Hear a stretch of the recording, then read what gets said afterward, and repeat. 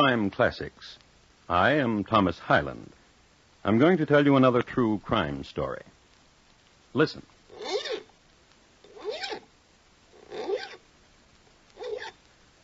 The sound you hear is that of a man having his right hand hook filed. It's Saturday night in London town, and he wants to be gleaming and presentable. The year is 1739, when a well-sharpened hook in London town was considered prudent. And Captain Rat, that's R-A-T-T, besides being a drunkard, a scoundrel, and a smuggler, was a prudent man. The young man handling the file is named Charles Drew, Jr., and he is performing this intimate little ironmongery because he needs a favor done. Captain Rat can help him out. He can supply the youngster with an alibi, and Junior badly needs one, for he has just shot his father dead. And tonight, my report to you on the shrapnelled body of Charles Drew, Sr.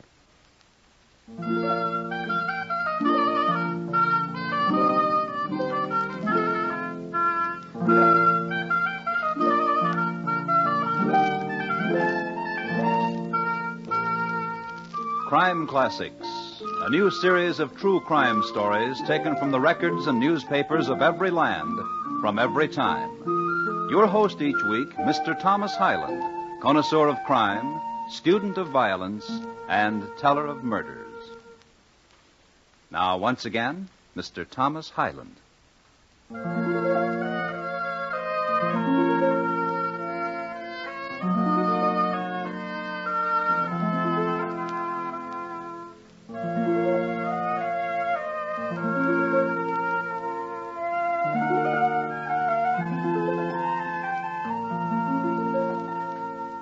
The year, as I've told you, is 1739, and the place, Long Melford in the county of Suffolk. Long Melford was a small, quiet town near London, and in it, a manor, and in the manor, a high-vaulted room of roaring fire, great shadows, and flying buttresses. Directly beneath the buttress that flew toward the west, two men, father, son, Charles Drew, Sr., Jr. Son? Yes, Father? The time has come for you and I to have a talk. I'm grateful. There are things vexing me. Perhaps what I have to tell you will answer your vexation. I'm very fortunate. I've tried to be a good father. A most excellent father. There's no one richer than you in Long Melford. Which is what I want to talk with you about. I know. I've drawn my latest will. This. What a gentle and most excellent father I have. Have you ear to what they say of you in the square? No, what do they say? That you are gentle and most excellent. What of the will? I'm leaving everything to your 5 sisters. And to you 6pence. To lend, to spend, to start your fortune. But the last will, the one before this, you left me everything. Only a kind word to my 5 sisters. That was when you were 11. Now you are 19. And a good son. To whom good? To you good. Nay, to the cutthroats and smugglers with whom you cozen. It is not so. This is so, I know it. You consort with people of ill fame. And also with Mr. Richardson's housekeeper. Shall I explain this of Mr. Richardson's housekeeper to you? 'Twould be well. She is a most excellent housekeeper, and I wish to employ her for our own household. And this you have been trying to do for the last year. Well, she demands high payment. Our family can afford high payment. But I personally cannot, Father. Not until I inherit your fortune. And which with this new will never be. Father. I don't scare, son. Wave that gun or...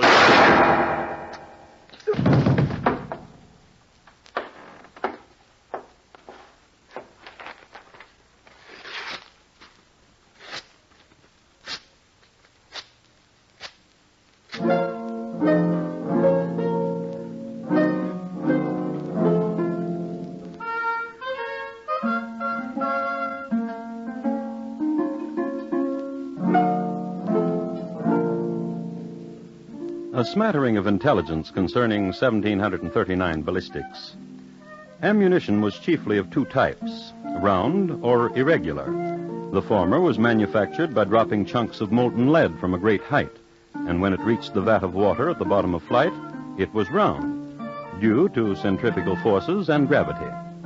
Among men who puttered with this sort of thing, round shot was considered pretty fancy. Mostly guns were loaded in this era by whatever iron junk was to hand. It should be recorded that Charles Drew, Jr. had stopped at a small junkyard on his way to talk with his dad. This is the reason the coroner found numerous pieces of irregular junk iron in Dad's corpse. Let's see what Dad's son is up to now. Scene, Ye Old Bunnery, a rundown bake shop on Abernathy Lane. The time, 2 hours later. Principals, Charles Drew, Jr. and a Mr. Humphrey, bun baker. What brings you to Ye Old Bunnery, Charlie? I want to know a thing. And that is what? Humphrey, how would you like £100? You were saying £100. All you must do is say you killed a man. I killed a man. My £100, please. You must say you killed my father. I killed your father. My £100. To the police. Charlie. £200 now, and £200 after you've been to the police. You killed your poor old dad, Charlie? With this pistol. Huh? Leave you to be a very rich man? If someone were to go to the police and said he killed my father, he would be rich too. With his neck in the gibbet. I would guarantee that the man would be released. Inside of a week he would be released. There are jailers who would release such a man, persuaded correctly, with enough money. A guarantee, eh? I know a guarantee. Write me a confession that you killed your poor dear old dad. I will hide it. I will go to the police and confess the deed. If I'm still in jail in a week, I will tell the jailer where to find your confession. Wrap me up half a dozen of your excellent buns, Humphrey, and I will give you £200, plus the price of them. Thereupon, Humphrey plucked a quill from his favorite goose in the back goose coop, sharpened it, and presented it to Charlie. With it, the lad wrote out his confession, paid up, and left.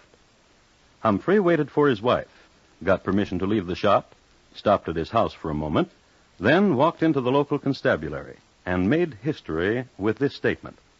If you boys are looking for a corpus, try 26 Bloom Street. If you're wondering what his name is, it's Charles Drew Sr. If you're wondering who did the murder on him, it's me. And my name is Humphrey.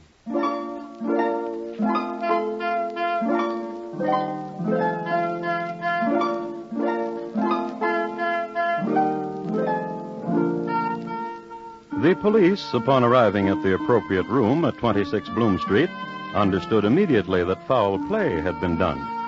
One of the constables was assigned to look in on the household of Mr. Humphrey, and there saw the Humphrey children at play at Thistle-de-doo, a game usually played with marbles, but by the Humphrey children played with pieces of iron junk, which latter were of a size that could easily be rammed down the muzzle of a gun. The gun was there, too, under a pillow on Mr. Humphrey's side of the bed. Mrs. Humphrey, who in the meanwhile had returned home, shook her head philosophically when apprised of the situation. It is recorded that Mrs. Humphrey's parents had both been put away as confirmed smugglers, a felony against the Crown. The next day, in jail... Nice of you to visit me, Charlie. Yes. What news do you bring? When am I to be released? I went to see Sir Roger Firebrace. How is Sir Roger? Dead. 'Tis a pity, too, for he would have gotten your release in an ounce for a few £100. Don't forget, laddie, I've got your confession. You've got till Sunday.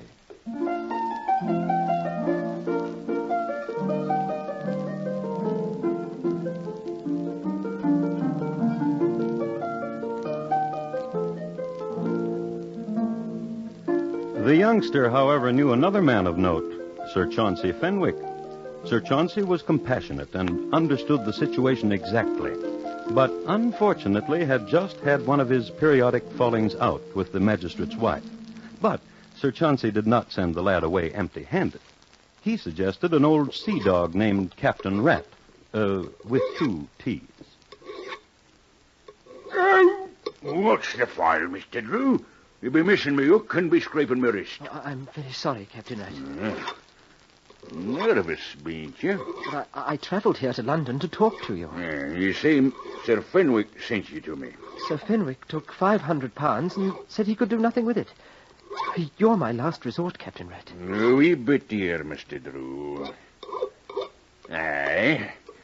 Now, what can old Captain Rat do for you? Do you have any influential friends? What be you needing? An alibi. For yourself? For a friend. Aye. 'Tis always for a friend. What about him? He confesses he killed my father. And he be your friend? By killing my father, he made me rich. I bear him no malice. And for him you want an alibi. Why? Why not let him rot? Why, sonny? You see... You kill your daddy, sonny? Keep the hook, Captain. You almost stuck me. Pardon, young gentleman. An alibi you want, is it? For a friend, To say what? That my friend is making a mistake.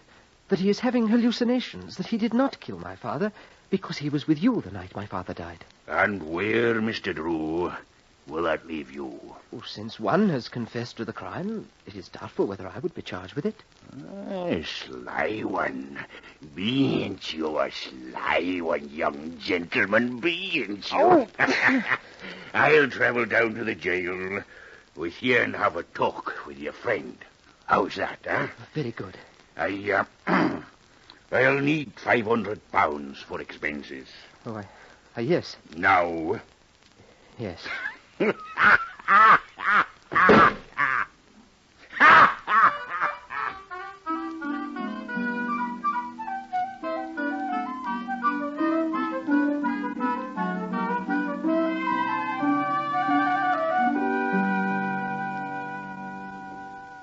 It is wasting a Saturday night and all, coming down here to the dungeon speaking to you, Mr. Humphrey.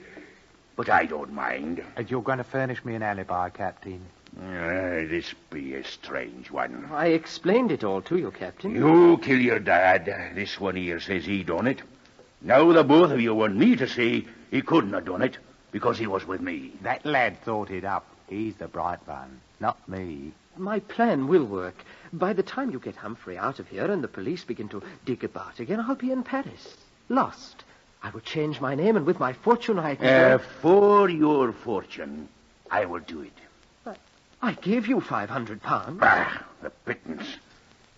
Your fortune, Mr. Drew. Except what he's promised to me. What about it, lad? No. Taylor! Pleasant talking to both of you.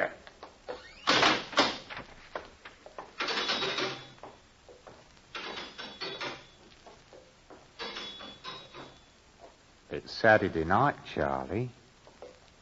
What will you do? It's Saturday night, Charlie. I've got your confession hidden away. And tomorrow's Sunday. What will you do?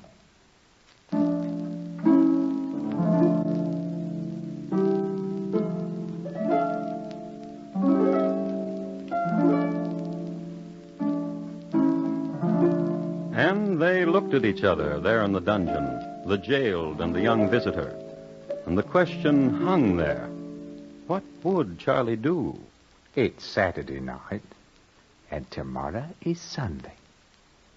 What will you do, Charlie?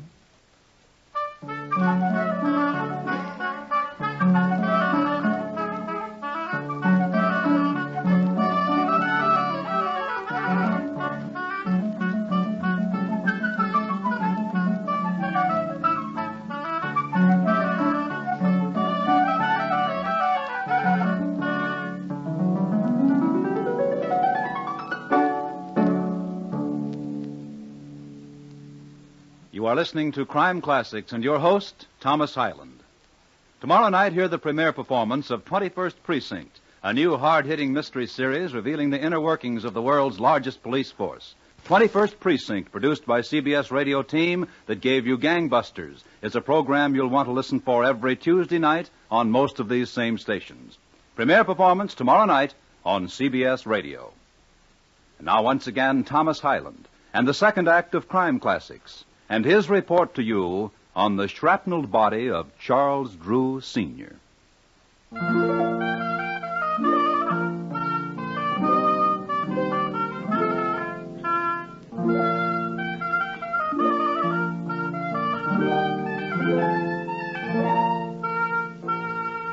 It's a short, dusty road from Long Melford to London. Not only that, but these days it's hard to find. In its day, however, it was remarkable for two things. The brothers Shoespooner, Dick and Harry, who embarked on a career of highwaymanship on the morn of June 3, 1735, were hung on the eve of that same day from the highest branch of an elm at a fork on Long Melford Road.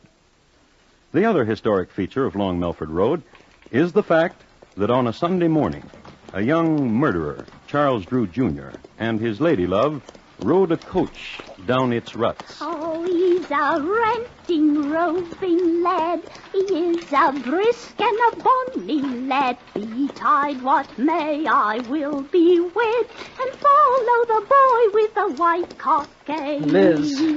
What is it, dearie? Shut up. Everyone's singing that song, dearie. It's the rage. Please, shut up. Oh, Duck, what's the matter? You're the cause of it all. Of what, old Duck? By killing my father.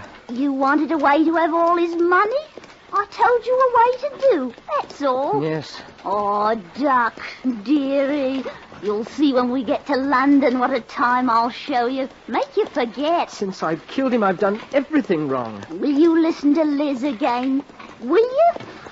Surely I'll listen, Poodle. Oh, Duck. Monkey. Will you listen to Liz? Surely.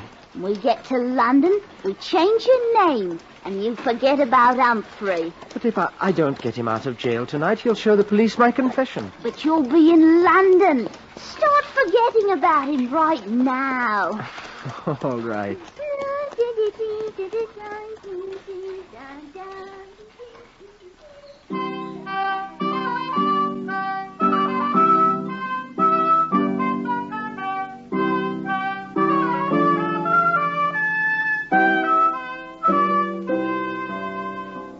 And so they fled to London town, little knowing that they had made a road famous. In London, they located a little-known hideaway called Bonhomme Carter's Thorny Bull Inn on the corner of Asquith and Chiswick. The lad registered under an alias, Thomas Roberts. Liz, however, registered in her own name, Elizabeth Bathal. As this was going on back in Long Melford Jail, where Mr. Humphrey was, there transpired this. In 1 hour, Wifey, I'm getting out of here. You be a fool. How? A fool? When'd you ever have so much money? What bun are you baking, Wifey? This bun. The lad's given you money, all that money, and he's good for more. Aye? All we want. He's a rich one, that's true. We can get more money before you show his confession. How? You said he fled. His Liz told me they were off to London town. You could write him a letter and say as long as he paid you £20 a day, you'd be willing to stay where you are. £20 a day? That's a robbery.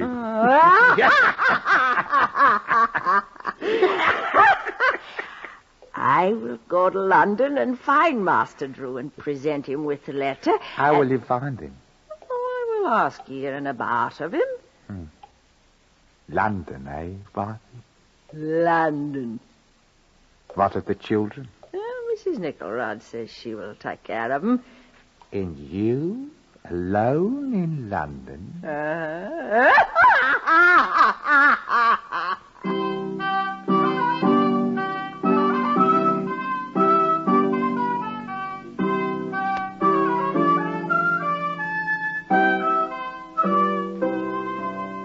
So Mrs. Humphrey went to London. A few observations about Mrs. Humphrey. Wash away the flour and the excess dough. Put on long sleeves to hide the muscles made prominent from kneading bun dough.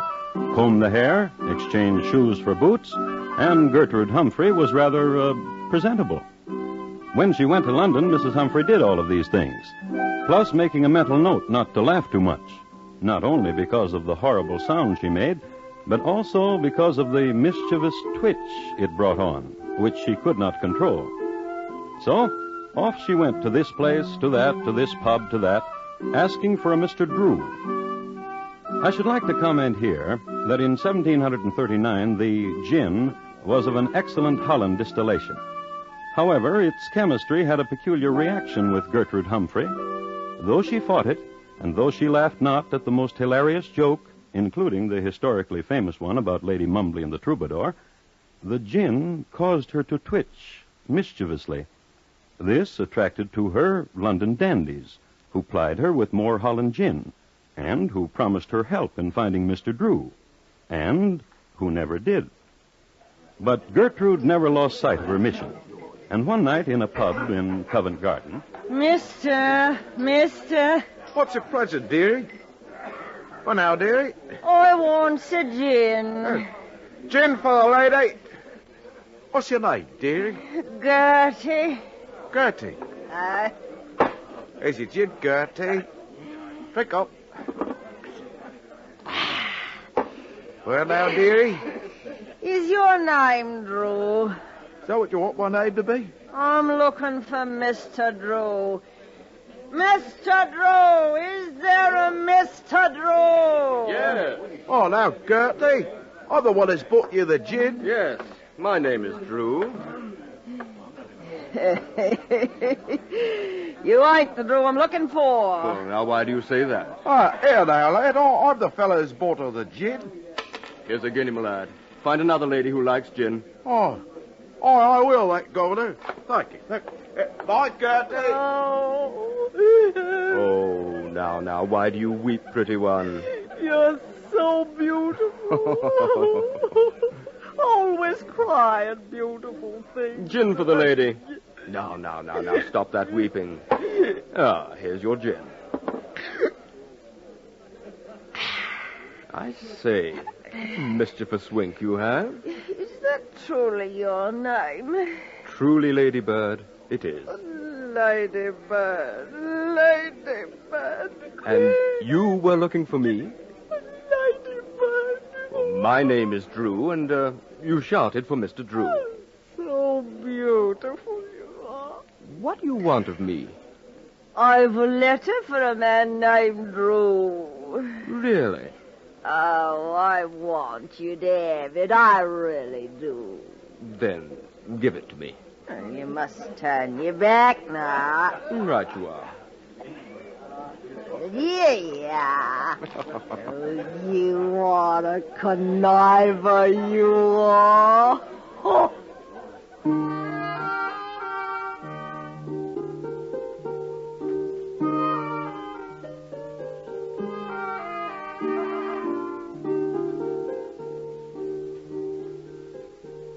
His name really was Drew, Timothy Drew.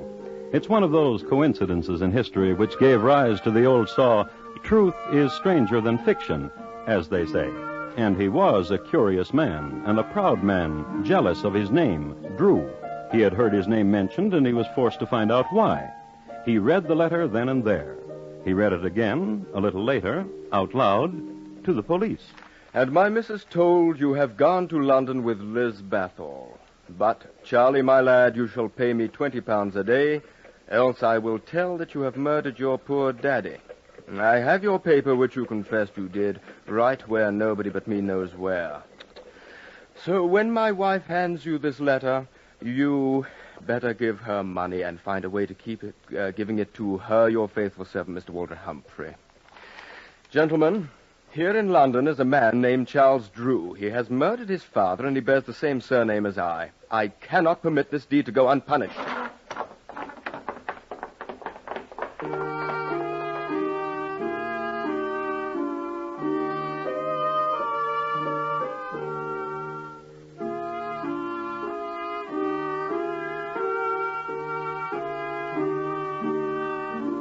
Even in 1739, the London police were thorough, and, goaded by the enormity of the crime and spurred and accompanied by a man whose name had been besmirched, they combed the alleys, hostelries, pubs, dens. It was late on a moist Thursday morning when Timothy Drew happened into Bonhomme Carter's Thorny Bull Inn, on the corner of Asquith and Chiswick. Bonham Carter denied the presence of a Mr. Charles Drew, but affirmed that a Liz Bathal was most certainly a guest there. He directed Timothy to Liz's chambers. Who is it? Open the door. No games, dear. It's too early. Who is it? A representative of the police. Why didn't you say? May I come in? If you be the police, you can do anything, ain't that so? Thank you. I ain't done nothing. Is your name Elizabeth Bathor? It is. Do you know a man named Charles Drew? What's he look like? I don't know. Then how can I tell if I know him? Here. What sort do you take me for? There's no one in me closets.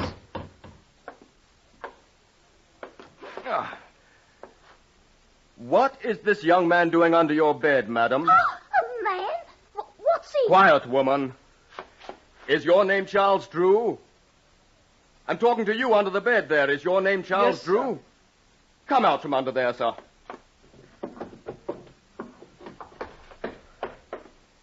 That's right, sir. My name is Charles Drew, sir. And did you kill your father? It would be a small life living as I have been. Yes, I killed my father.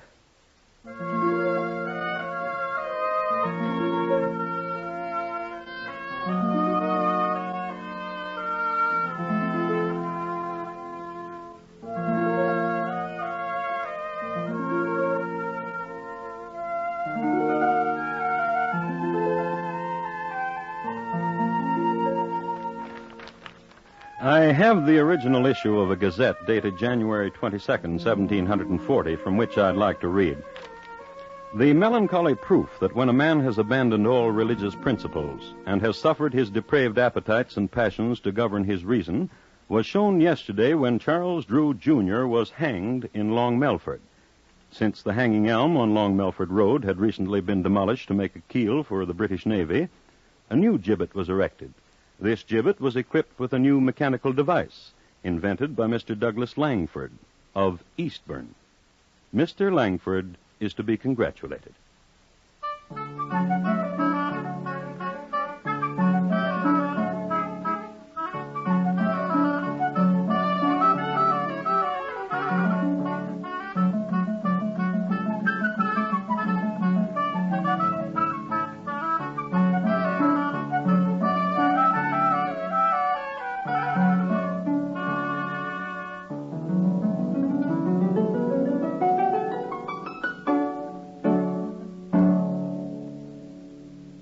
In just a moment, Thomas Hyland will tell you about next week's crime classic.